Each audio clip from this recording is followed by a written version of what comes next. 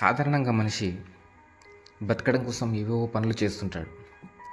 దాంట్లో డబ్బులు వచ్చే పనులు కొన్ని ఉంటాయి, మనము ఫ్రీగా సర్వీస్ చేసే పనులు కొన్ని ఉంటాయి.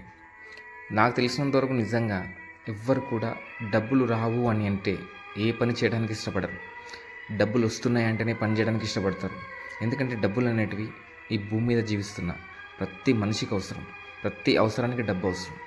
కానీ నిజంగా నువ్వు సంపాదించిన సంపాదనలో నీ కుటుంబాన్ని, నీ షేర్సు, నీకు కావాల్సిన నీడ్స్, నీ ఇంట్లో వాడుకోవాల్సినటువంటి వస్తువులు, ఎలక్ట్రానిక్స్ కావచ్చు, ఏమైనా ఉండొచ్చు, ఇలాంటివన్నీ తీసేయంగా నీవు సోషల్ సర్వీస్ చేయడానికి నీ గుండె మీద చేసుకొని చెప్పు, నువ్వు ఎంతవరకు చేయగలుగుతున్నావు.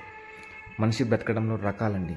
ఒకరొకరు తన ఫ్యామిలీ కోసమే బ్రతుకుతుంటారు. పిల్లలు, ఫ్యామిలీ, వాళ్ళ పిల్లలు, వాళ్ళ ఫ్యామిలీ, ఇలా రెస్పాన్సిబిలిటీస్ మొత్తం పెట్టుకొని బ్రతుకుతున్నాడు తప్ప నిజంగా నీ సంపాదనలో కొంత డిడక్షన్ తీసి ఇంట్లో పెట్టుకొని మిగతాది నువ్వు సోషల్ సర్వీస్ చేయడానికి ఎంత ధైర్యం చేస్తున్నావు చెప్పగలరా? ఒక్కరన్నా ఒక కుటుంబాన్ని పోషించగలరా? ఒక్క పూట భోజనం పెట్టగలరా? నీ అనుకునే వాళ్ళకు కూడా నువ్వు చేయలేని బిజీ షెడ్యూల్లో బ్రతుకుతున్నావు. ఇక్కడ ఎవడు ఏం తీసుకపోడు. కొన్ని రోజులు ఒక రెంటులా బతకడానికి వచ్చినావు.